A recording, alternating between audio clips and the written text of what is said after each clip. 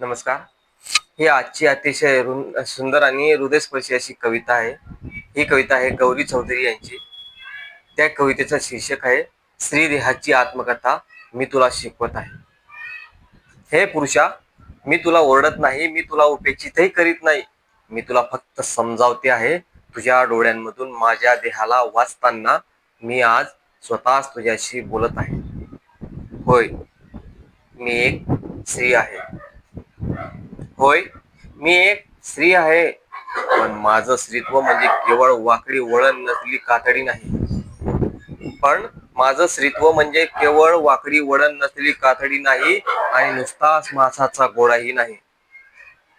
ते आहे एका सृष्टीचं गुढद्वार, जिथून तू जन्म घेतलास.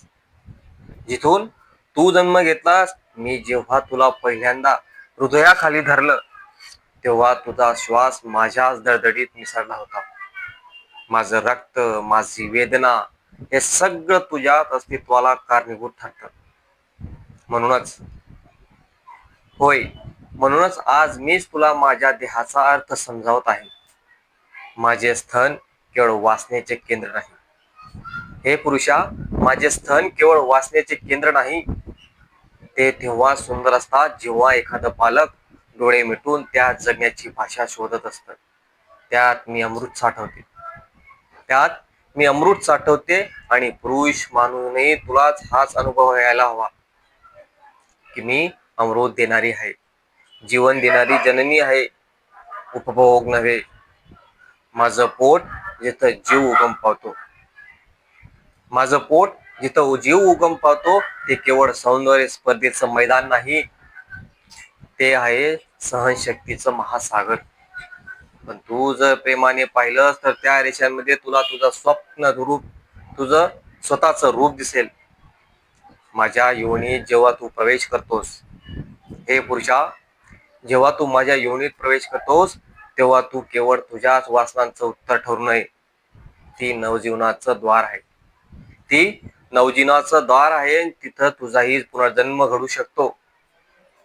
जर तू तुझ्या गुढतेला समजून उमगशील, तर मी तुला शरीराने ओळखत नाही, मी तुला हृदयाने वाचते.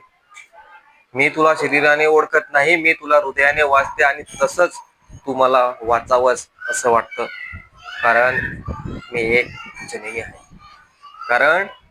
जननी आहे. माझं काम केवळ जन्म देणं नाही, तर तुझ्या अंतरंगात मृदुत्वाचं बीज रुजवणं हे आहे. म्हणूनच मी आक्रोश करत नाही, मी शिकवते आहे.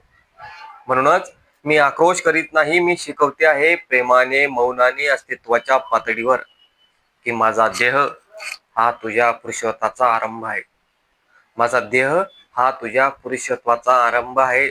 आणि जर तुझं हृदय खुलं असेल, तर तुझं उन्नती स्थानही मीच आहे. धन्यवाद. ही कविता होती गौरी चौधरी यांची, लेखिका कवयित्री. यांनी अतिशय सुंदर आणि आजच्या काळाला खरंच गरज आहे अशा कवितांची. आणि पुरुषांनीही समजून घ्यायला पाहिजे की केवळ स्त्री म्हणजे उपभोगाचं साधन नाही, स्त्री ही एका मर्दाला जन्म देत असते. हे पुरुषाला आता कळायला हवं. कविता कशी वाटली आपल्याला नक्की कळवा. धन्यवाद.